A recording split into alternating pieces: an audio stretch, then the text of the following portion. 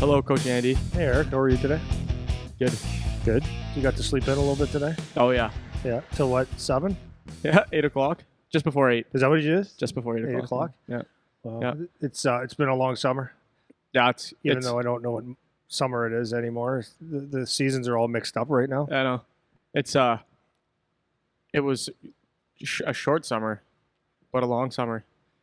Time is slow and fast, as you said before. I have said that before. The switch. We were just talking about it the other day. We're both like, as I've probably said this 1,000 times on the podcast, how I explained to my wife, because I try to be a good husband and a good human, like aware of my surroundings. Yeah. And my wife likes to be a little bit social, and I don't.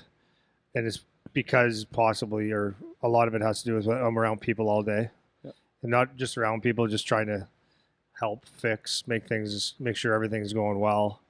A lot of things that go on the mind. So at the end of the day, I'm gas, like right gas. So, why am I saying this? Oh, yeah, because I was just saying, try to be aware of it. I told my wife the other day, I said, like, I'm sorry. So that's what it was. I was taking a vote in the office the other day, and I said, I'm gassed. Like I said, do you guys fall asleep that fast when you guys get home? Yeah, Guardsy was saying that too. The other day. Everyone says, like, and you're just absolutely pooched right now. Oh, dude, so pooched. Yeah, it's impossible to catch up. Yeah, like you need some, and this is because I'm using this as a teaching thing with the kids, because especially the guys that are in the Whoop group, because they can see my recoveries and stuff, right? Yeah, and my recoveries, even when I'm in the green, my HRV, which for people that don't know is just like a measure of your ability to de-stress, let's say, or handle stress, is getting lower and lower. Yeah. Even though I'm having green recoveries. So they're seeing it in real time, like what happens when you're stressed out, and not stressed in the sense like I'm frustrated and like it's a different stress. It's a different stress. Yeah. Like just mentally drained, physically tired, like those things, and it's compounding because I'm not sleeping enough because of just how the hours are working out, that I'm not getting enough sleep. And now it's been a couple months in a row of that, where it starts to build. So you can see, actually, I was having a conversation with my girlfriend about that yesterday, and it's like, it's amazing that, so for me, someone who is really dialed into some stuff like this, I'm tracking it, and it's still, there's nothing I can do about it. Like, it's still affecting me, and I need to like fix it once my time opens up a little bit more. Yeah. But for people just in day-to-day jobs that have no idea, that are sleeping 5-6 hours a night, going to bed late, not eating well, all that kind of stuff, they have no idea like how terrible they actually feel, and there's nothing they can do because they don't know what they don't know, right? Yeah. And so I'm in a fortunate position. We're in a fortunate position that we have some knowledge about it, and we can try to fix things when they get out of hand, like they're starting to get. Yeah. For like ourselves personally. Yeah. Well, it's nuts. So like, I'm not complaining, mind you. No, not at all. I will never complain about my life. I got the greatest life in the world, and that's not a joke.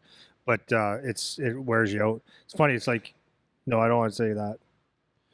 I want to say the reason I told you this is we were sitting around, and that's what I was like, who else doesn't get gas? And everyone says we're out. We get home, we sit down, we're out. Done.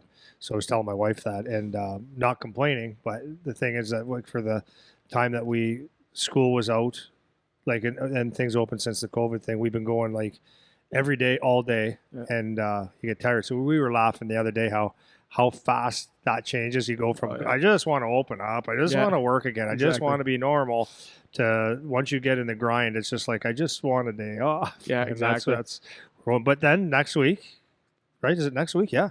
Next week we start to slow down a little bit, and then it'll be back to normal. But a funny observation I've had, because I made a really huge commitment to staying really fit this summer, and eating really well, and it's amazing. So you see what my numbers are right now too. They're off the charts, like really good in good ways, and very few actual bad recoveries, except, again, I need to have a bit of a social life, or else I'll be living homeless in a cardboard box. My wife won't take it, right? I got to be some sort of a human. Yeah. So since July, summertime, hot weather, meet with a couple people. It's been on the weekends, like, with the alcohol or the beer comes shit food. It just comes. Always. It's like, it just comes. It goes hand in hand. So I pick at it. Like I told you before, if there's a table full of food, doesn't matter what it is, as long as it's not white sauce, I'll eat it.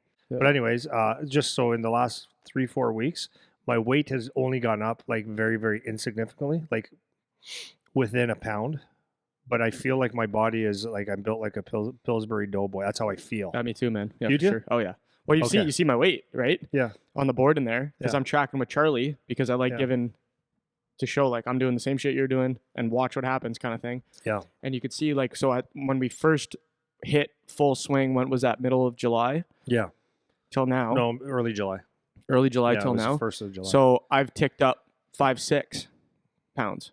Oh yeah. So and it's what you said. It's not just the 5-6, but it's like a bad 5-6. It seems like so. It's like a soft 5-6. I feel so even like the quality of weight that I have on me now is just lower quality. Yeah, that's over time. That's what happens when you're in that like that perpetual state of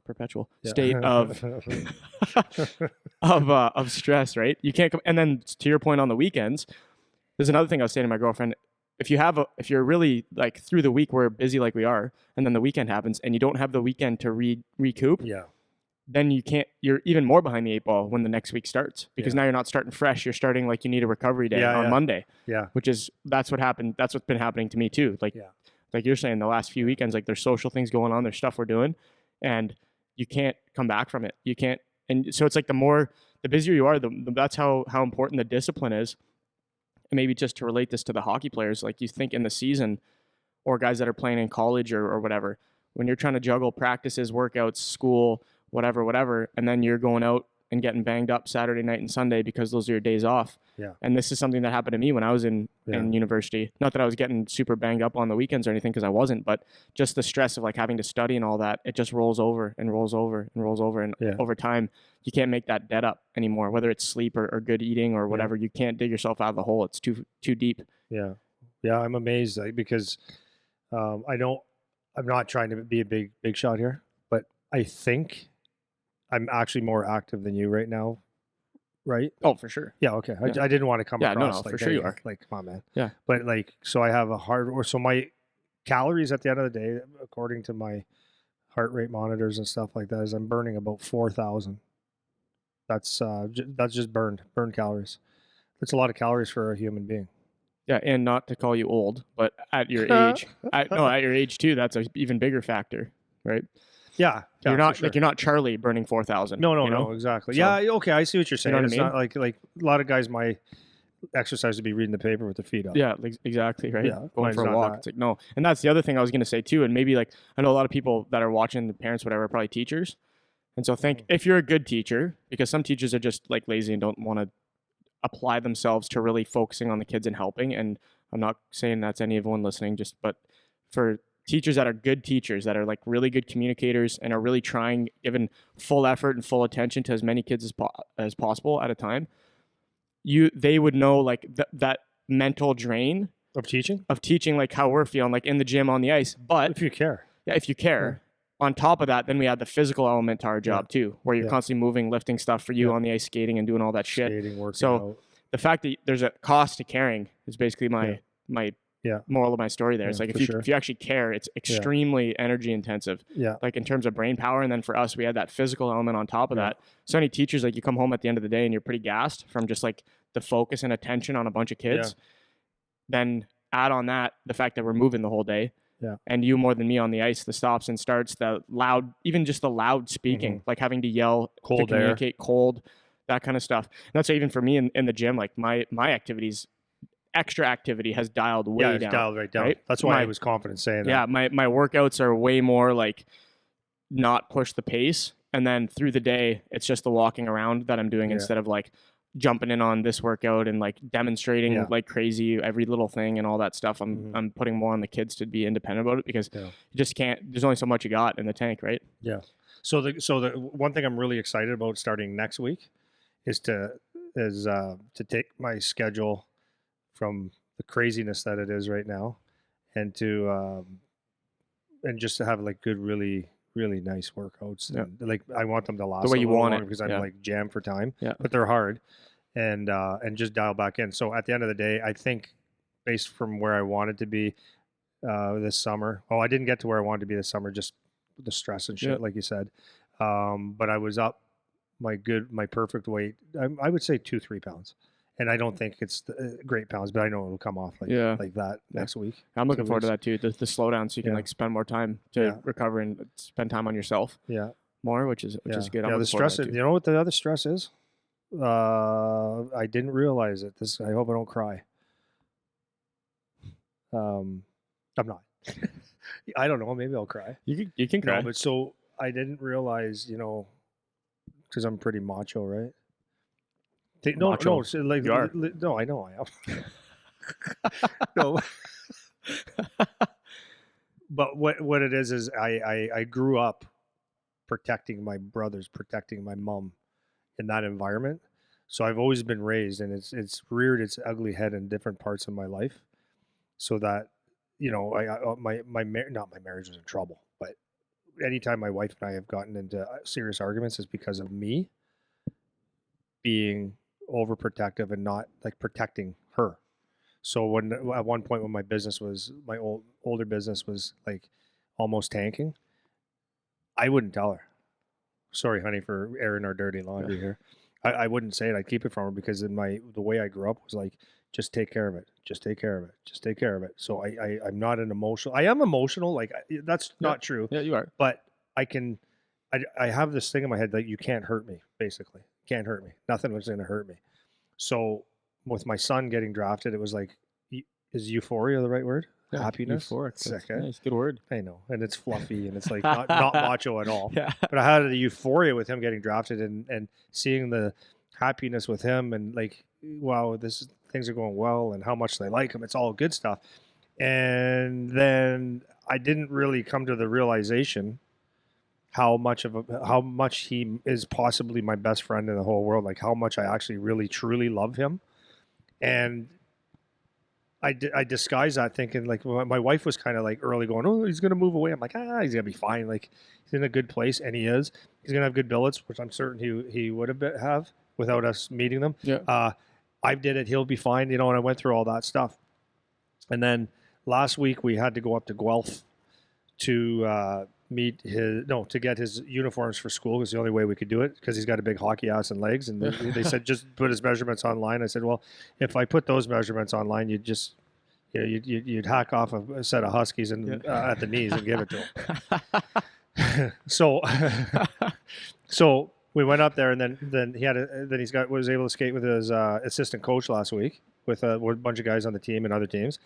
And then he got to meet his billets. So when he met his billets, they're wonderful people. But when I was when I went into that house we pulled in, like, it's really weird because I couldn't, and this is, for parents that, you want your kids to be hockey players or whatever, sometimes this is the part that people don't see. Like, I've been through hockey, like, in every way. So I brought him to his billets, and I pictured a house differently than what it was. And this is not bad in any way. Yeah, just different. It could have been a shack for all, but it was on a golf course. So I had a picture in my head what golf course houses look like. And then I had a picture of what the mom and dad and the brothers and all those things looked like. And like everything was different than what I thought. So like just doing that, opening the door and go, oh, hey, how you doing? Like, how can I be right anyways, right? Of course, yeah. So go in there. But then I'm sitting there, had the feeling of me as the hockey player and me as the dad. And so me as the dad looking at my kid, and I could see there was a little bit of in his head going, okay, this is where I'm going to be living, and I might be living here for 4 years. It's starting. But I don't think it even hit him yet. Right. But it was like, okay. It's just starting. Yeah. So as I'm sitting there, I could feel me as the hockey player having those nights where you're in this room where they're wonderful people. Like my billets were wonderful people. Like I love them to this day. They were great. But when you have the nights, like even your first couple of weeks, you're in that bed and you're laying in your room and you go, I just want to get the hell out of here. I don't want to live here. This is not my home. It's not my family. They were actually better than my family in a lot of ways. Yeah. Little kid used to run and wake me up every day with his diaper on and smash me in the head. It was great. It was awesome. Yeah. But it was that feeling of wow. And then so I'm having my son. So now I'm picturing the person that I love the most in the whole world going through those emotions. And I'm like, oh man, these are tough times. Not only, but those are the good times. The tough times is when he has a turnover 3 times in 2 games. And Coach George says, you sit your fat ass, go have a hot dog, watch a couple games, learn how to play hockey. Yeah. And things aren't going smooth. Then you go to a house that's not your house, who are wonderful people, but it's not your freaking bed. So those emotions were going through me, and I was like my wife was asking me for a couple of days. She goes, "Yeah, what you think you got something on your mind?" I go, "No," because I protect. No, no, no. And then it just dawned on me like late in the week. I said, my person that I spend a lot of time with my boy. Like if there was a kid designed for me, it was my son. We're almost identical. Like not looks, but we have the same sense of humor. We look at each other and we can laugh at anything. We talk for hours. We love the same things. We have deep, deep, deep, deep conversations. Like you talk to him all the time. So it was like near the end of the week, I wasn't thinking of it. And we were going out for breakfast, which I didn't want to go to because it was another bad meal. But him and his girlfriend and my wife got in the car, and just as we were backing out, I was no control, fighting it, and then all of a sudden tears. I'm like, oh, come on, man. And then it was like they were deep. They ran deep. So I was like trying to shut them off, and it was just like a watery eyes, and just like I was continually. We ate. I came home. I went and peed, washed my hands like a good person. Washed my hands, started tearing up again, and my wife looks up and she goes, "Go outside and have a beer." I said, so I went out and had a beer with her. I sat outside. I was, and I'm like, I'm pretty tough. Yeah, but it got me. That's got nothing to do with it really that, got man. me. Yeah. So go ahead. You were going to say something because I just went on a 75-minute rant. No, it's good. I was gonna say what you always say is that you always say that be careful what you wish for. 100%, right? And this is the path that. If you want to be a hockey player, this is the path you got to go down, and that's means the good and the bad parts of it. Like nothing is all good, nothing is all good. There's shitty parts of this, and this is you have to break off part of the bond you're having with your kid. Yeah, and that's just part of the deal, and that's what you got to do. And if anyone who thinks, and it's like anything, you want to accomplish anything, then you have to make certain sacrifices. There got to be. You're not going to be able to live in your comfort bubble for your whole life, and this is just part of the deal. And especially because for me, because I didn't move away till I was 18, but for you, he's 15, which is way different than 18, So it's like, I feel like the time... He's 15 and a half. Yeah, the time has flown by. Well, that's what I said. Like, told my wife a while ago, I said, we had this... I can't even explain how much this boy means to me, right? Like any parent, shut up, Andy. We love our kid too, but you don't love him as much as I love mine. No, but like he spent so much time with me to now I'm like had a boy who I love more than anything. And I got to give him away. Yep. It's the weirdest thing. Yep. Knowing full well that it's not temporary. It's not. No. Because he's going to pursue this and he's going to grow up even quicker than he has.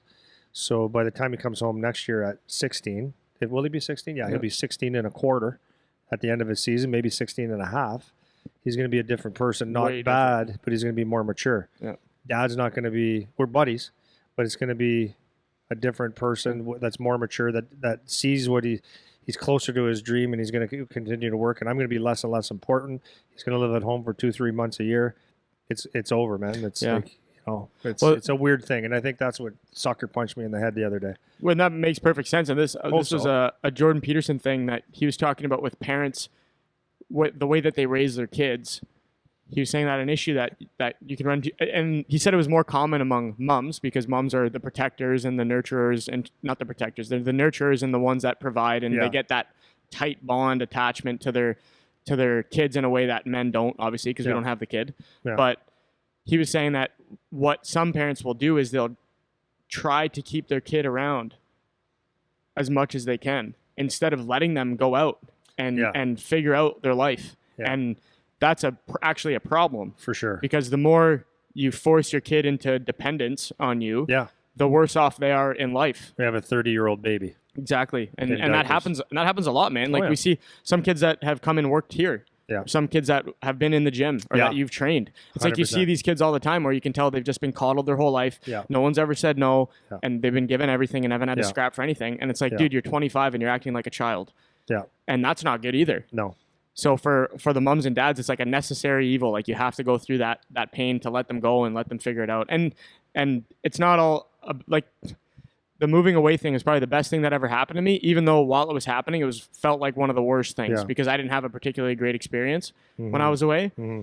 And for every kid has a different a different experience. Charlie could go and have the best time ever and everything work out great. And when he comes back, it's great. And you guys are, and there's no issues and everything's just floats him right through and everything's fine. And that could happen. But when you can see how, I've been through it myself, but then you forget, remember we talked about that a lot. We forget what it's like to be that, but then you realize how critical, how important the glue is of that team, of having the right mix of kids.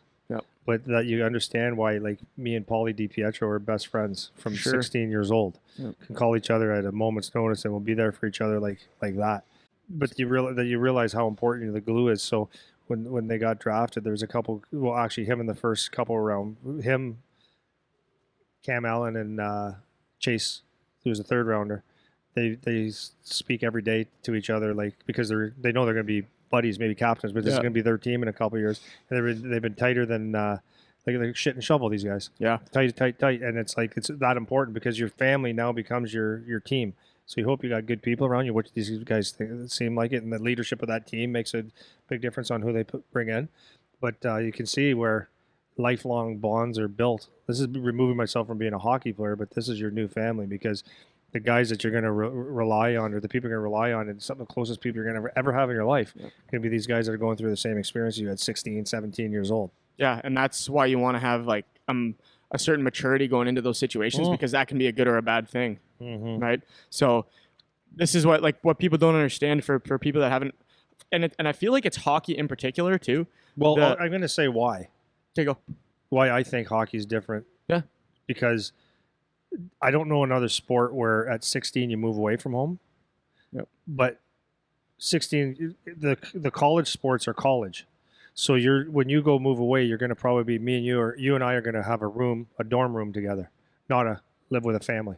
That's where I think it's different. Well, yeah. So this is why the team atmosphere for hockey is so different from what I remember too, is because you only have, especially when you're that young, like you're saying, you only have each other because your family's not your family that you're living with. Yeah.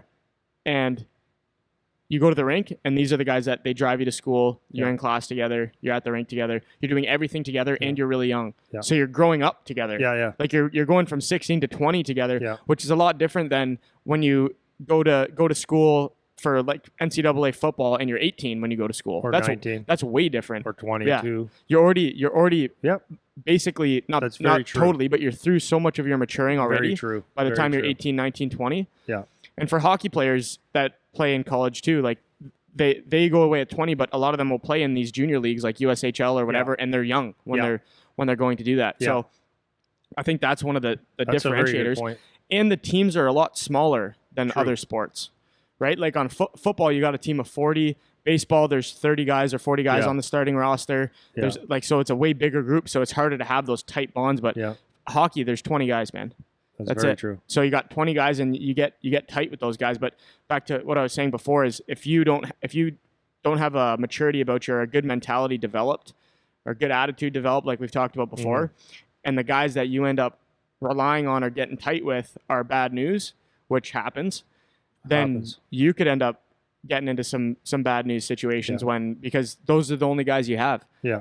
That's all you got, especially when you move away. And I've seen it happen with a million guys that I played with. I'm sure you have too. It's like they're close buddies. Like you're talking about with Chooch talking to these guys on his team now. Yeah. Seems like they're good guys, which hopefully they are. Yeah. But if it turns out they're not, and Charlie isn't smart enough to get away from those guys, that's right. Then he could be dragged down the distraction path with everybody that's going down that way, right? Yeah. And that's happens all the time. Yeah. Especially because you're so young. Yeah. Well, then, so speaking of that, so you kind of use the word distraction, and that's something that it comes up, it rears its head in many, many, many ways. You don't know where they're going to come from. So actually, when I was heading on the ice this morning, the one NHL scout, he's a scout from Philadelphia. He was asking a couple questions about Charlie and when he's leaving and all that kind of stuff. So he asked, how's his workouts this year? And he was surprised that he goes, he's got an advantage that Charlie has is because he's a late birthday. He's got 3 years till his NHL draft. So he goes, he's got a burn year. He goes, like most guys when they go into the OHL, they got 1 year. Either they get 1 year to perform, or an underage year and a year to perform. Yep. He's got like 1 to actually really learn the league this year. He goes, it's actually a pretty good advantage. So that's cool. But he said the distraction piece. Or not the distraction, but he said that he asked me about fitness and rides. So he asked in rides? Rides. Like getting a ride? He goes, what's his house like and all that stuff? So, Oh, it seems cool. pretty good, as it's really close to the rink and all that stuff. But explain it to me. He goes, oh, that's good. He goes, like, does he have a ride already? I said, well, he lives literally 10-minute walk from the rink, but I'm going to stay for the first couple of days of camp. But I said, he's like real close to the rink, so he could walk, but school is a little bit farther. I said, but I'm going to stay there for the first 2 days. The coach asked me to just shuffle him around for the first 2 days until the kids themselves sort out their rides, because they're responsible for getting each other there. He goes, because that's something that, if you don't have someone that you can count on and stuff, he goes, you don't want to be having to blame someone for being, because we have a rule. Well, and I'm so glad we have a rule that if it's your meeting's at 10, you get there like 15 minutes before, so you're never ready. Right. Like ready. And if you're the first one there every time, good. But you could be going with a guy that's a last minute guy, and it's not your fault, but it's your fault. So he was explaining that. That's a good point. Goes, it's very important. And I go, I agree 100%. I said, so I'm sure he'll change it. Then he asked about eating. He goes, how's his eating? So I gave him the long answer, because I thought he was just asking a general question for scouting. So I was explaining to him his workout with Dalton, with Cass, with me, with you, how we're all dialed in. And he gave me he was trolling for mosquitoes. Like, yeah. No, I'm just kidding. So he goes, well, what I was going to say about the eating, he goes, it sounds like he eats real healthy. He goes, but that can be something that you got to keep an eye on, or he has to keep an eye on. Because a lot of the guys get away from all the work that they did in the summertime. It's really a good point. Really good. They get away from all the stuff that he did in the summertime, and one guy wants to go to McDonald's, one guy wants to go here. It's easy to just grab shitty stuff, or you're at a place where the food's not the same, so you make it up somewhere else. Yeah. Then all of a sudden, it's December comes, you come home for Christmas, and you're almost at your Christmas weight, and then you got to fight that off. So I said, no, it's a really good point. Told him that the advantage, and I believe he'll use it, is that he's got such a network of great people, like talking to you every day. And he will. Yeah, if it's not every day, it'll be every second. I'll talk to him if he doesn't. Yeah. And then there'll be, Dalton pretty much every day, myself, like in the hockey world. And then he's got access to a couple other people that said, please call. That sincerely want him to do well, right? Yeah. Jonesy, if he had to, in Ottawa. So those are good. But the distractions are there. And like, those are things that you wouldn't, as a mom and dad, that's two things that a scout just mentioned to me, like real fast. Like, yeah, keep an eye on that. He said it probably for a reason. He probably just didn't say, let me pick two things. It's probably common. For sure it's common. Because he wouldn't have said it. Well, the little things are the problem. Mm-hmm. It's easy to say, hey, like, don't go booze every weekend. Right. Like, that, obviously. Yeah. Like, that's obvious. Yeah. But don't go to McDonald's every Tuesday. That's right. That's less obvious that's a problem. Yeah. Right? And it's funny that you brought that up, because just this morning I had two guys come in to do some stretch out with me. We did some yoga stuff because they were saying they were tight, whatever. Yeah. And I was just asking them about how they're feeling and how's their recovery stuff and all that kind of stuff, making sure they're still feeling good on the ice and they're not depleted or anything. And the reason I was asking that is because the gym environment, or them being in this environment, is starting to become less and less of a focus now as they're getting into their season and on the ice, right? Yeah. And so exactly what you said is what I said to them, is it's really easy to start to let things slip when you're in the season. This is why it's really important to make sure you're still in the gym at least twice a week, and make sure that you're getting to sleep on time, and make sure that you're staying dialed in on your diet, because once the road trips start and the long bus rides and the late nights and the workouts, skating and games and all that, and you guys are gassed, you're not sleeping well maybe, or you're not hydrating yourself properly, this is where it starts to snowball. And like we were talking about with ourselves, this is where you start to get that carryover effect where you're always behind the eight ball. You're just digging a hole deeper and deeper, because those little things aren't dialed in. Yeah. And it's the little things. Yeah. If you think I have a Saturday and Sunday off, so I'm going to go eat whatever I want and stay up and play video games and whatever because it's my day off. That's right. That's actually going to hurt you a lot. Yeah. And those are the things, like you're saying, that parents certainly don't know, but it's so much less obvious that that's a problem even for the players. Yeah. It's like, well, what's the issue if I got to go out with the boys on Saturday night? Yeah. It's like, you do got to participate with your team to some degree, but you need to have enough discipline to stay away from that if you actually have the goal that's beyond where you're at right now, which a lot of these kids say that they have. And if you don't do that, we got guys in here, really high picks, that it didn't pan out, and it's for sure reasons like that. Oh, for sure. And Dalton mentioned, remember he said about working out, he goes, once you get to the OHL level, basically, he goes, there's no such thing as getting back into shape. He goes, because you get so beat up. Totally. And you have little tweaks here, little tweaks there, and your body is so beat up that it's not about getting into shape. It's about getting less hurt. Not as beat up. Undoing the damage that you've done. Taking the fishing pole and trying to straighten the rod out and being able to function. Yeah. And it can go both ways too. Like this was a mistake. Because another thing the kid I was talking to this morning that he said was he wants to continue to get stronger. Yeah. Like he doesn't want to just maintain during the season. Like he wants to keep getting stronger. Yeah. And I'm like, well, you can't do that. Yeah. Like you can't suck and blow at the same time. Because I remember when I was in junior, my second year, I was like absolute fanatic about working out. I loved working out. So I was still doing weights like idiot 4 times a week on top of school, practice, games, playing junior. You're an idiot. Well, you're not an idiot. You're motivated. Well, but I didn't know, and I didn't have direction, and I was thinking this is good. Like this is making me better. Like I genuinely thought that. For sure, you're thinking that. Exactly. And so I was saying to him, I was like, you have to be patient. You have to be smart, because the workout stuff could be a distraction too if you want to go extreme the other way, because I'm extreme. Like that's exactly what I was. I was working out all the time. And that was to my own detriment. It wasn't a positive thing. Yeah. So it's not good to not work out. It's not good to overwork out. Yeah. Right. And then even he was asking me about eating. Well, should I just be eating way more? And I was like, well, you need to eat more in order to be like recover and be good for your games, but you can't overeat, because if you overeat too much, you're going to feel like shit on the ice and be slow. You go from 180 to 187 real quick. 100%. So those distractions. And I remember my last year in college, my last year playing, when I got hurt, I started the season at about 190. And by Christmas time, exactly what you're saying, I did a weigh-in at Christmas. I was off for a couple months because I was hurt. I was 208. Oh. 208, that's a lot 18 of weight, pounds. dude. And I wasn't weighing myself every day. I wasn't staying on top of my shit, super stressed out, having a hard time controlling my eating because of all that stuff that was going on, plus studying and exams, and I was in a demanding program and all that stuff. Yeah. And I weighed myself and I was like, there's no way. This can't be right. And it was. It was right. And it's real weight. It wasn't just water weight, because that's 2 months. It's 2 months. So and when you go from being extremely active to injured with less activity and eating the same, that adds on. And it wasn't 18 pounds of muscle. Oh, of course not. Because I wasn't working out. Oh, this was when like this was when that mentality I was telling them too is like, some guys and most guys that I played with through junior, they work out in the summer, and then when the season starts, they just stop working out now. Yeah. And it's like, so even if you stay 190.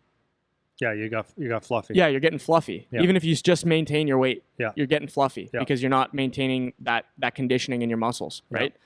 So these are all things that can really negatively impact you, and there's so much that you have to stay on top of, which is just the name of the game, man. That's what you have to do. There's no option. You know, if you don't want to do it, you're not gonna make it, man. Sorry. Yeah. Well, like you said, the biggest thing is our little things. Just like looking at me in the last month, it's little things. Oh, yeah. It's a couple beers. It's that bowl of chips. It's a handful of nuts. It's a slice of pizza. A little bit here, a little bit there. And the next thing you know, it's like the little things. Yeah. Well, and just to keep it in perspective, it's not about being perfect, but you have the knowledge where, like, so for me, same as you, I know I'm getting sloppy. Like things are getting, and it's not like I'm eating like an idiot or anything like that. Like I'm still pretty dialed in. 100%. But for myself, compared to me, it's getting out of hand, where it's like it's getting sloppy. So I'm looking forward to that time to dial it back in. But we have the knowledge to dial it back in, and that's what's important. Is like that you know better, so that you can fix it, instead of when I was in junior not knowing any better, not knowing what to eat, not knowing how to work out, not knowing what to do to feel good when I'm on the ice. And that's what's really important about guys knowing this when they're young, because you don't have a choice. You're young. You have to know. Sorry. Well, that's for it. Sure. So for sure. What other distractions were you thinking? Yeah. So I want to go into a bunch of these things. So we can go maybe we were talking about things that are obvious to less obvious. So do you want to go obvious first or less obvious first? Well, I'm going to throw one more. Okay. Is the sleep. Oh yeah. So just thinking for this guy here, moving away, that'll be a distraction. Oh yeah. You know, because it's a strange room and all that kind of stuff. And sleep's very critical, guys. It's amazing. And like we have our evidence on here, but sleep is huge. And if you're distracted and you can't sleep, and all your distractions put together add up to typically not good sleep. So the one thing that works for me when I'm having a hard time sleeping, which is very seldom anymore, is I just do a lot of deep breathing. It actually really helps me. I taught my wife that, and she is able to fall asleep now. Yeah. It takes about, I don't think it takes 20 deep breaths. but maybe 10 once you get focused. So when you do your breathing, so a good habit that the kids could get into when they go to bed is, first of all, you got to eliminate all the, if you watch movies or if you've been on video games and you've had your mind distracted for a long time, it's going to be a lot tougher. But when you do go to bed, if you can focus on going to sleep, like I know it's hard sometimes because you're thinking of other things, but focus on going to sleep. And how I do it, and it actually really works, is deep breaths. And I actually think, so what I'm thinking about when I try to sleep is all I think about is nothing, or I actually think about the breath going in and out. Yep. So that's what actually where my mind is. And I taught this to my wife and she goes, it works like magic. So it's like close the eyes and actually think of your breath and feel your breath going in, feel your breath going out, and that's all you concentrate on. And the next thing you know, you wake up starfish in the morning. Yeah, for sure. It works like that. Yeah, I like that. Put you in a meditative state. Let's do this. We'll stick with like go from non-obvious to obvious because the obvious ones are easy to talk about. Right. So sticking on the sleep thing for a second, a couple tips I'll throw out there. One of the best things I've ever started doing in terms of sleep is leave your phone on the other side of the room. Yeah. So a lot of people say first of all, if you can leave your phone out of the room, that's better. That's better. But everyone says I use it as my alarm clock. Okay, fine. Go plug it in on the outlet that's not next to your bed. Yeah. Put the alarm on and then go lay in your bed. And now it's away. So one thing, when the alarm goes off, you have to get up to get it, which is nice. But then you're not staring at TikTok for 3 hours before you go to bed. So that's first thing.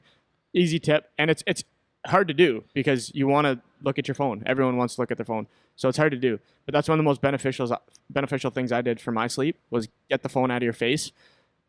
Like try for if you can do at least an hour before you go to sleep, great. But if you don't, just plug it in the wall before you go to bed on the other side of the room. Yeah. That's an easy one. Yeah. Another thing is making sure that your room's dark. Yeah, makes a big difference. Huge difference. If you got any beams of light coming in your room, your body picks it up and it's harder to go to sleep. Well, that's even your the phone, right? Yes, totally. If it's less than 6 feet away from you, you still get that blue light effect. Yeah. So you have to, if you could keep it 10, 12, 15 feet away, then it actually very, very helpful. Yeah, for sure. Yeah, very helpful. Having your room cold. Yeah. Everyone knows you can't sleep when it's hot. If you can have a cold room, obviously a lot of you guys, if you're at your house or you don't have control over the thermostat, but if that's something you can control, then that's better. Sleep in the basement if you want to, that's fine. The other one that was big for me was if you're a guy if you want to watch a movie or something before you go to bed, or you're watching TV or whatever, those blue light glasses, man. Huge. Yeah, you put Charlie on those, and it was a lifesaver. Yeah, because he was doing the online school for a little bit, and when he came to the gym later in the afternoon, looked like he got punched out. Yeah, his eyes were welded shut. Like you could just see. Why are you so tired, son? Yeah. And it was that, and then he saw yours, and he asked about them, bought them, and then his eyes were back to normal. Yeah, because when you're staring at the screen for the whole day, but in particular when you're going to bed, it takes out some of that blue light that makes your eyes feel like they're buzzing. And everyone probably knows that feeling when you've been staring at the TV for 2 hours. When you blink, it actually kind of hurts. Yeah. It takes some of that away. So it's when you close your eyes to go to sleep after, it's not as bad. Right. That's another one. And then if you can, some kids don't like doing this, but we talk about it all the time, is you read. Right. So put your phone on the other side of the bed, read for 10 minutes. That'll put you out, man. Read something you like to read, whether it's a story or whatever. And those are that's good sleep hygiene that'll make you go to bed. And it is so important because if you start getting in the habit of, I'm just going to play video games for a half hour before I go to bed, or you are going right from staring at your phone to trying to go to sleep, then that issue that your brain is buzzing and you can't get rid of your thoughts, the deep breathing that you talked about, that helps that. Yeah. You're going to put yourself in that state. Yeah. You're going to play Call of Duty before you go to bed for a half hour where you're running around shooting guys. Yeah. How stimulating is that? Yeah. You're trying to wind down, and that's so important when you're an athlete, you know what I mean? Yeah. So that's what I got on the sleep. So maybe going off of the sleep, I wanted to touch on the video game stuff before we get into food. Okay. Because this was one that I can relate to, because when I lived away, man, was I playing video games. And there's I know you don't play video games, so you don't have a lot to offer on this one, but I don't know how to plug in my phone. I'm so happy. I'm so happy I'm a knuckle dragger, man. Yeah. I am so happy. Well, because I don't get sucked into Facebook and shit. I do a little bit here and there, but only when I do the business. I'm so lucky. Well, it's so hard to get away from, man. I remember when I was away, I had a PS3, and I haven't bought when I moved back home, I just basically stopped playing video games because it was ridiculous. Yeah. But especially when all your buddies are playing and everyone wants to stay up late and play Call of Duty or NHL or whatever together. Yeah. It is so much fun. Like, it's so engaging and it's so hard to get away from because everybody's on, everybody's playing. It's like social hour without actually being together for social hour. And the time can just rip by, man. It's like when you go on a binge fest on Netflix. It's like next thing you know, 3 hours have gone by and now it's 1 a.m. and you have a game tomorrow. Yeah. And like, it's so important to keep that under control for the kids. Like, and for parents too, like, I don't think it's a good idea to put limits on things for the kids. You kind of want to make them figure out that it's not a good thing to do on their own. Because if you just say no video games after X time, they don't understand why that's not a good thing. You know? Sometimes like it's almost like teaching hockey. Sometimes you say what you say and you show what you show and you teach what you teach, but if you expect someone to get it right the first time, then it's not going to happen. Yep. You can't snap when someone fails because that's what you call learning. Yeah. And I same thing with my boy. Yeah, okay. Yeah. You go do that. And then when you're dragging your ass, I'm going to remind you why. Yep. So doing the failure thing a couple of times is a great message to learn. Yeah. Now it's up to you after that. Well, it's the why. Yeah. Like you always talk about. Yeah. They need to know why. And so like you would say to your kids, hey, it's probably not great to go out until 2 a.m. on Friday when you have a game on Saturday. Yeah. It's the same thing if you're playing video games. If you stay up till 2 a.m. playing video games, you think, oh, yeah, my kid's home. Like, that's good. No, he's going to bed. It's like, no, that's not good. He's still staying up till 2. He might as well have gone out. It's the same thing, you know? So I think the other side is that, like, just a side note, it's not a distraction note. It's this. It's that you have no control of what information that goes into your brain that you get to keep. You don't get to discard it. Yep. It's not possible. Yep. Your mind works like whatever. What's the computer part that takes all the information? What is that called? I don't know. It takes all the information. You can't get rid of it on a computer, right? It's there. Like, right? You're talking about the ROM, like memory? I don't know. I'm not a computer guy. No, whatever goes. So, okay, I don't want to complicate this freaking thing. Yeah. Whatever is on the computer, whatever you put in is in. Yeah. Right? You can't say I didn't do it. It's there. Oh, yeah. So if you want to look up, go someone's search history, you'll find out exactly where they were. That search history on most people. Like to see some of them. But the search history is the search history. You can't unsee what you saw. So your mind works the exact same way. You can sit there and say, yeah, but I only do it for 5 minutes. It doesn't affect me.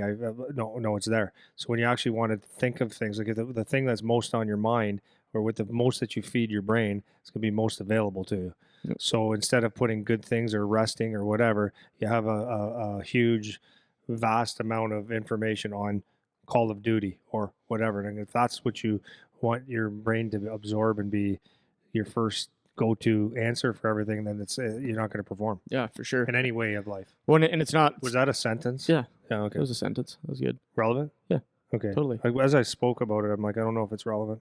No, but it is. No. I know what I'm saying. Yeah.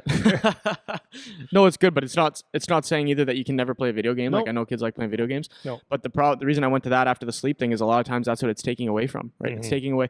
Now for me, getting into the more extreme end of why it's not a good thing, it's like because now you're just, like you said, filling your information with stupid shit that you don't need, right? Call of Duty doesn't matter to your life. Like take that time and use it effectively to get something out of it, you know?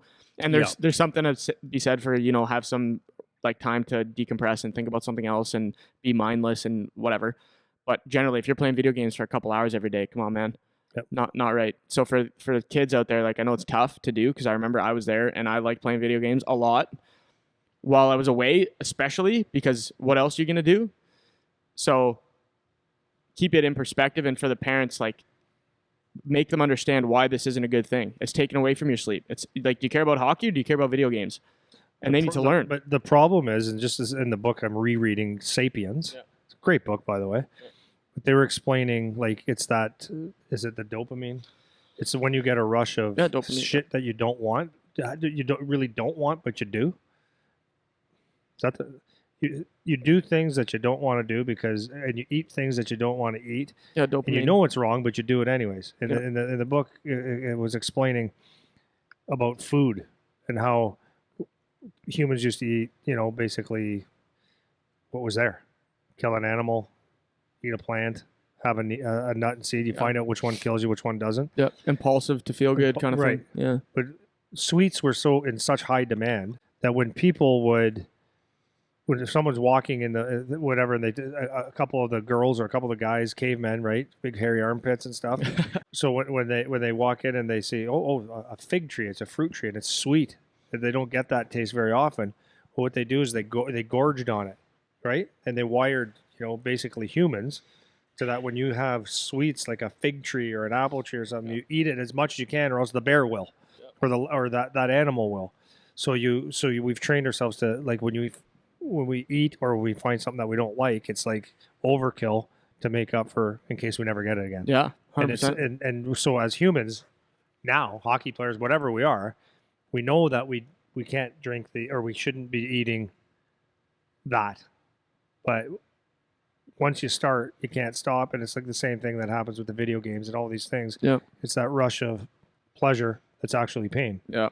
Right. Well, speaking of that, we touched on it already when you were talking about food stuff, but the sweets, man, especially when you're tired, which everyone is in the season, you're not sleeping, if your habits are out of whack, which most of the time they are, so we're hoping that's not the case, but if it is, it's hard to stay away from the bad food, man, especially in the season. Like, so if you aren't sleeping well, if you don't have your workouts dialed in, if you're not on a good schedule, if you're at your billets and you're bored, if you don't have a ride somewhere because nobody can drive you, then what do? You're going to the fridge, man. Down because you're not having a great day. And especially because we put so much emphasis on food as athletes. Like, it's so important. We got to eat. Always, what are we eating? Like, everyone's always thinking about food as athletes. So it's so easy to just eat anything and think you're fine. Yeah. And that was an issue I had when I lived away, is my billets, boy, did they have a pantry, man. Holy, everything you could want in terms of shit. Yeah. And I would eat all of it. I would eat everything. Especially when you're 17, 18. 17, 18, bad mental state, just hungry and tired and stressed out and not knowing anything as a kid, whatever. Yeah. And then just go eat whatever's there. Chocolate bars, gummies, and things that you think are still healthy, but they're not. Like, if you have 3 packs of the Quaker oatmeal for no reason, it's like, that's actually not a good thing. Well, my wife, yesterday she came home and she grabbed some stuff, and she had, the Halloween candies? Oh, yeah. She had a package of one and a package of like the mini candy bars, chocolate bars. Yeah. I said, who's that for? Oh, no, thankfully it was for work. She got it for people at work. So, that's what it was. Yeah. But I'm like, okay, so it was there. Charlie goes, I'm going to grab one. There it is. So he grabbed one. I can only last so long, guys. Yeah. So I was sitting there, walked by it a couple times. And I went, I'll have one. I ended up 3. Yeah. 3 little baby ones. And I was like, lost my mind. But if they're around, you're going to eat it, period. Yeah. And it's, especially in a billet situation, like, it's hard to have control over the environment. At home, it's probably easier to tell your parents, hey, like, I need to have some better stuff, even if you don't know what that means. Like, we talked about that before too. Yeah. But just try to have a conversation with whoever it is, if it's your billets, if it's your parents, whoever it is. Like, we need to have good food around only. Like, if we want to get some junk, like, go buy it and then it's done and gone. Yeah. But don't leave stuff in the house, man, because it's so easy to wander. So just as a strategy for kids, especially the kids that are away, like billeting and stuff, try to have like a good eating schedule. Like, this is one of the tips that I give to the guys that are working out here. Like, eat at the same times every day. Yeah. And if we're talking about snacks, like, there's no snacks. Like, you're eating a meal or you're not eating. That's it. So some people consider, like, around a workout a snack, or before a game a snack or whatever. I'm calling that a meal. Like, that's on purpose. Yeah. It's not just, I just need a little something. No, it's not that. It's, if you're going to have a lighter meal for a workout or after a workout or before a skate or before your game, that's still a meal. There's, like, intent and purpose behind what you're eating there. Mm-hmm. Don't give yourself a free pass to just eat as you please through the day, because that's an easy way to get off the rails, especially in the season when your habits are already probably going to start to slip, Yeah, for sure. So, and do you have anything else on food there? No. Just, you've got to be aware of it. That's all. Yep. Because it's a slippery slope if you don't. Easy. Yep. I had school, mental state. Do you want to talk about school or mental state, or both, or either of those? School or mental state? What do you mean by that? So school could just be like homework stuff, test stuff, studying stuff. Like, you still have to do it, especially when you're moving away. So that's it. That's one, probably not a lot to say on that one. Well, no, for my kid, it's probably better that he has Coach George on him rather than me. Oh, because he'll listen to George. Mm-hmm. Like he wouldn't want to. He doesn't want to disappoint me, but he'll probably be better with that. Yeah. In the school environment, but for some kids maybe not. But here's the bottom line is that this is what I love about hockey is like, especially people that have a goal, is that if you have an actual goal in hockey, it's a lot easier to not get distracted because it can get you back in the lines. So you only have a couple responsibilities, like really and truly the expectations that the team and me as a dad have on him is, number one, is be a professional, like act as if you give a shit about the crest and the logo and yourself, and then perform to the best of your abilities in a couple of things, hockey and school. Show up and do it. So those are your only expectations. There's two things outside of going to bed and eating like those things. But your major things that you have to accomplish in a day is do well in school, do well in hockey. Mm-hmm. Those are your only two stresses in life. Yep. If you can manage those two stresses, great, and they're important. And I don't really care what my son says about, like, I don't like school, because I didn't either, but it bit me in the ass not to do it a little bit anyways. Yep. And I didn't realize, that I don't know if I needed school or I didn't need school. That's not my point. But the point is that by going and managing an area of your life, it makes you a better person. That's the bottom line. That's what it's for, man. Yeah. That's what it's for. Yeah. And if you can't manage your 3 hours a day at school, come on, man. Then you're just distracted or you don't give a shit. Yeah. And then you don't deserve to play in the NHL anyways. Yeah. And really. That's the perspective on school. It's like you're not there because you need to know the equation of a line. Like that's right. Not why you're there. It's because you learn all these other things: time management, organizing shit, being able to write, read, talk to people. Like that's what you can get out of school. That's why that's important for sure. Yeah. I wanted to talk about mental state a little bit. So because you went through it, I went through it, and just having a shit time, especially kids that are building in a way. Like this is for maybe once you're into junior or whatever, college after that. I wanted to talk a little bit about that because that can be distracting. Totally in itself. You can get lost in like a negative mental state, and it can totally sabotage yourself over time. So I don't know if you have any thoughts you want to throw on that, or I can get into what I'm saying. Well, no. There's an answer to that, though. There's a total answer because I'm writing a letter to Charlie before he leaves. Something beside, like you gave him a beautiful gift for him to go away, and he's putting that on his mantle. That's a reminder of how hard he's worked. There's a saying that we all came up with, like the saying that you put on there that we all thought would be the best appropriate thing for him, which he loves and that means a lot to him. And that's going to be in front of his face every day. But I'm also going to write him a letter. And I always tell him this answer anyways, but it's basically, son, remember why you're here. Just why. Why are you here? So because the why will get you through most things, unless it's not a real why. Yeah. But if that why is to get to the NHL, to be a professional hockey player, then there's shit sandwiches that you have to eat and get through, and obstacles that you're going to have to overcome, and days that you're not going to want to have.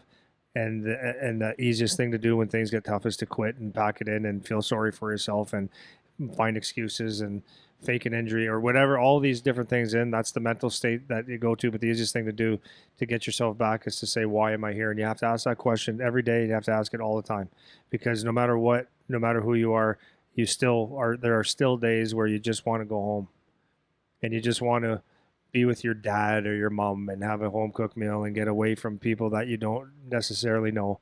And the whole stress, the coach that you start off thinking that you liked him a lot, and then every time you see his face, you just want to go punch him in the face because you hate his guts, because all he does is growl and have a snarl all the time and expects you to be perfect and da-da-da-da-da-da-da. But if you understand why you're there, and if you understand the why, then it'll get you through things. So your mental state is 100% determined, or determined on why you're there. Yep. If you can keep the why like huge, then those problems are going to look very, very small at the end of the day when you actually accomplish something. Yeah. And for me, the point that I wanted to make on that, because that was beautifully put, by the way, but the point I wanted to put on that for the guys moving away when you get in a rut, whatever, this is why it's really important to have a good environment, and not necessarily physical environment. Like you're mentioning about Charlie, the network of people he has around him now. Very fortunate. Very fortunate, because those are the kind of people that can pull you out when you're in a real shit real shit time, when you're in a dark place, when you're having a tough go. Yeah. And if you can have a couple people in your life, whether it's a parent or a real friend, like a real friend, not just your buddy that is on your line, that you can talk to about stuff like that. Yeah.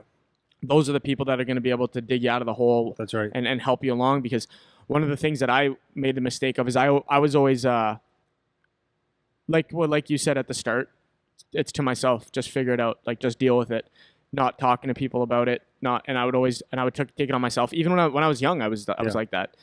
The only person I ever really talked to about anything was my mom. Yeah. When I was away. Yeah. And I didn't have a network. And you know, it's nice to have your mom to talk to, but my mom didn't know. In terms of, was going to tell you how great you are. And even if she's not, she didn't know what to say. No, that's what I mean. Yeah. But she's going to say, you know, you're great, you're this, you're that, and you know, just keep trying, honey. Exactly. And I know it's things along those lines, which is nice to get like an encouraging word when you're in a dump. But what do I actually have to do? Mm-hmm. Like, what do I actually have to do? Yeah. And this is why you need resources of people that, not to toot our own horn here, but like us, that can give you actual advice of things you can actually do to help yourself when you're in a bad spot. Yeah. So for anyone that's in that situation, that's what I'm talking about, mental state. You can get sucked into that vortex of shit mindset. So have somewhere you can go that can dig you out of that hole. Yeah. Well, it's funny because this, again, the mental states will disguise in a lot of different ways, right? In the Navy SEALs, when they do the BUDS training and stuff, people think that they're ready to go through this. And for those of I would think most people kind of had a glimpse of what they go through and the months that they're in to train to be a Navy SEAL, which is and Army Rangers, all these different things, JTF too, Canadian, is they get into these things and they literally say that it's not your body that quits because your body can endure, and people go through it with broken legs. And I used to think that was crazy, but then I thought, oh, you played hockey for 6 months on a broken ankle. You know, we play through these injuries. So I'm like, oh, that's not that crazy when you want to do something. But physically, people get through things. You can get through it. It might hurt like hell. You find a way to get out of it. When your mental state decides that you're done, the smallest excuse in the world will make you quit. Yep. The smallest thing ever, and it's a legit thing. Mm-hmm. So when you're going through moving away from home or whatever, when you're going in the shit sandwich side, if you don't, like I said, if that dream isn't huge and you're not staring at it every day and it means the world to you, then the smallest thing will get you to pack it in. Yep. And then then if you do pack it in, you're going to look back and you're going to think how silly it was, how stupid. You're going to sit there because I missed my mom for 6 months. Is this the worst thing that could happen to a human being? Oh, poor me. I was in a house that lived on a golf course with a nice big bedroom and nice meals every day, and it was just poor me, you know. But when you're going through a mental state and you look at the like we've said a million times, you look at the problems and the issues instead of the dream, that environment will beat you. And that's got to just be bigger, man. It's got to be bigger. You got to be looking at that. I want to play in the NHL, because at the end of the day, if you quit on it or you just didn't give it everything you got because you made an excuse, you will look back and you'll sit there and say, I'm an idiot. I gave up. Because, like, look at this wall. Every guy on that wall that I trained, they never have to work a day in their life again. Like, when you look at someone, like, I just go, like, that one, I'm not going to say the name, but that one right there was making $6 million a year for another 6 years. Another one was 67 million. I said, it's worth it. It's worth it. It's worth it. And that, what you're saying, that's exactly what happened to me, man. I remember, like, the little things, I didn't know what to do. I didn't know where to go. And I don't look back with regret because I didn't actually have any better information. Yeah. But when I look back on it, the things that threw me off were little things that didn't need to. No. And that's such a, it's almost tragic, man, because you're in such a position where the position that I was in, had a chance to really go off and get something done exactly what I wanted, right? Yeah. And you know, those little things that throw you off, if you don't have something that can yank you out, if the dream's not big enough, like you're saying, or you don't have resources to help you to rally out of it, it's too bad, because then you look back and then you're like, shit, if I only would have done this, this, and this, or I could have done this, this, and this, or whatever. And then it's like, man, missed the boat. That's it. And that's your only chance. Yeah. That's it. It's just like even in a workout, right? You choose not to. Like, it doesn't happen very often, but there's days where you just come in and you go, I'm just not working out today. Yep. I just don't feel it. And at the end of the day, every single time, like no, every now and then I go, I'm glad I did that today because I needed a rest. That does happen. But most of the times, if I just choose not to work out that day at the midday or whatever, I just sit there and go, why are you? It was an hour. You couldn't make an hour for yourself today, you little wiener. Yeah. An hour, right? But in that state, I just, you just say, I just don't have it. And you convince yourself. Yeah. Whatever you want. Yeah, for sure. For sure. So I got the 2 big ones left. Okay. These ones are the easiest to talk about and the most fun. So first we can do, we'll do the booze, drugs, parties, all that kind of shit. Yeah. So what do you got thoughts on that? I think it's the same. I don't. Here's the thing. It takes a big man, I guess, or it takes a big dream to go in a room when people are older and people you might even look up to them. But it takes a big man to say no, I don't do that. It takes a big dream to say no, I don't touch that stuff, because you could be an outcast. You could be a person that. But the thing is, you have to understand, what are you here for? I think the good thing, to be honest with you, from what I see anyways, is I think the kids, I got to give a lot of the kids credit. I think the drinking, I could be wrong, maybe I'm a dumb dad, but I think the kids that are serious about hockey are a little more dialed in.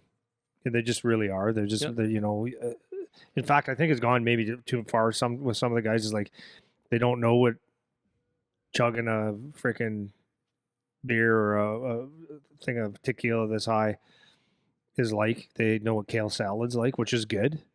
But then they kind of offset it with video games and weird stuff. So there's a balance, but tough thing. I mean, it happens, but I think you have to be really dialed in. I mean, you can't do it. Yeah. The competition is so stiff now. It's just so stiff. Like, let's just call it for what it is. If you think, look at my wall again, and look at the guys that we train, and it just is what it is. If you think that you can go out and drink and perform and make the NHL, it's not going to happen. The only way it happens is if you are the best of the best, but it doesn't happen for long, and it's just the way it is. So you can try to fight that one.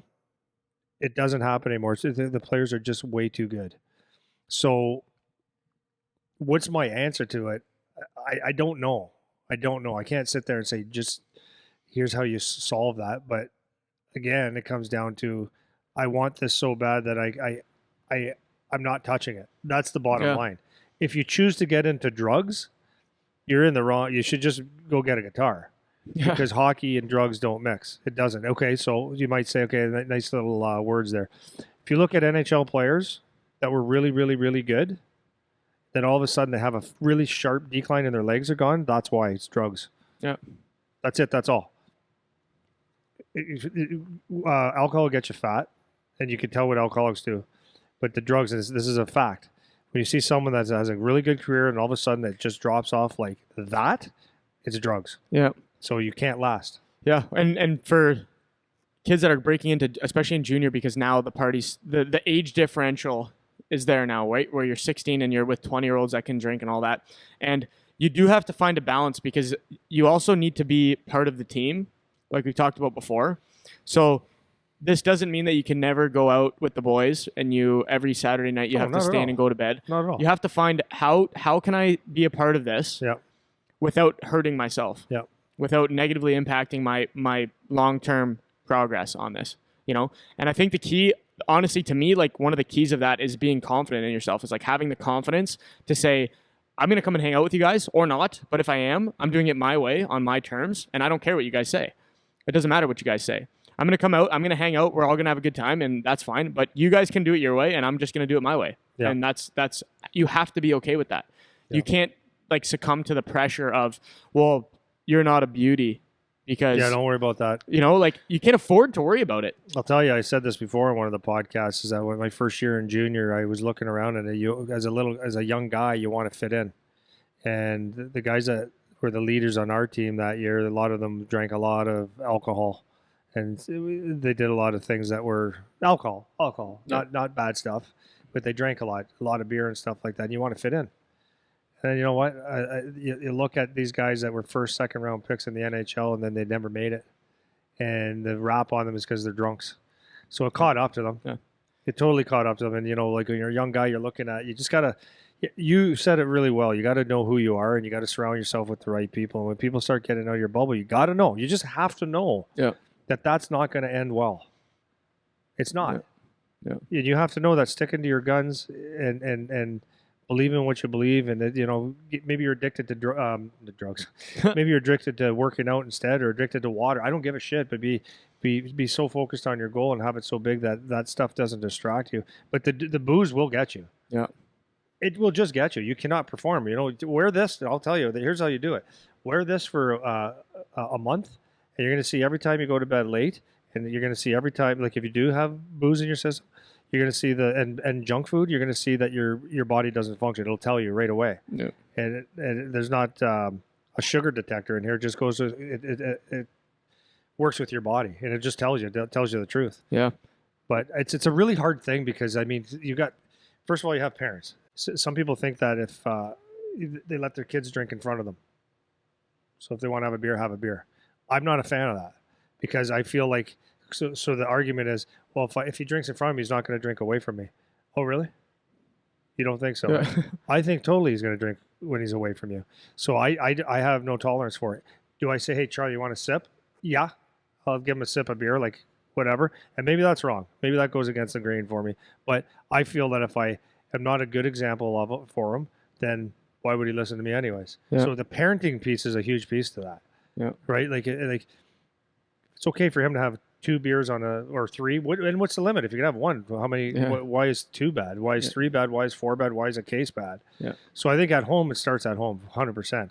Because if you can't give an example at home, then why would they have any discipline anywhere else? Yeah. And but then the kid's got to be strong. Dreams got to be big. Yeah. It's just hard. It's the booze, the alcohol, the drugs, the parties, the video games, all these things, the distractions like that. They're very hard. Yeah. But you have to have the determination, or the dream. Yeah.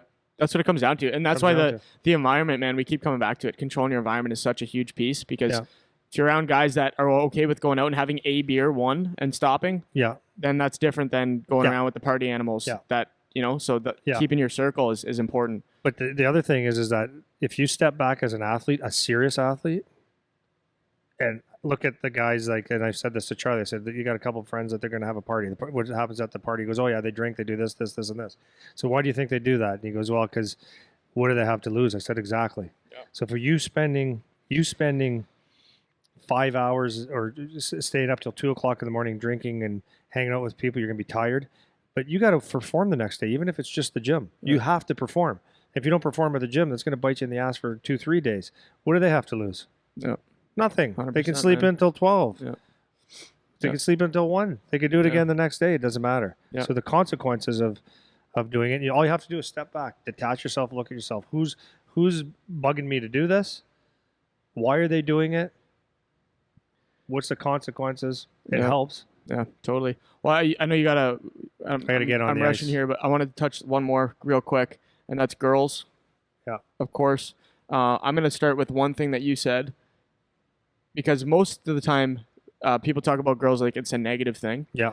And an interesting perspective you gave me was that, well, what if you're a kid that constantly wants to go out and be with the boys and do all the stupid shit, and you get a girlfriend that actually dials you in and says, hey, like, you actually have to be at hockey tomorrow, so maybe you should stay in tonight, or maybe whatever. And it's actually a good partner that can help you stay between the lines. Yeah. That actually might be okay. Yeah. But most of the time in junior hockey, especially, it's not a good mix. And one thing that, just like the booze, just like the video games, whatever, keeping you up late, distracting you, and whatever. And it's easy to just say, stay away from girls. But the fact is, when you're teenagers, that's when they start to come together. Girls and guys start to come together.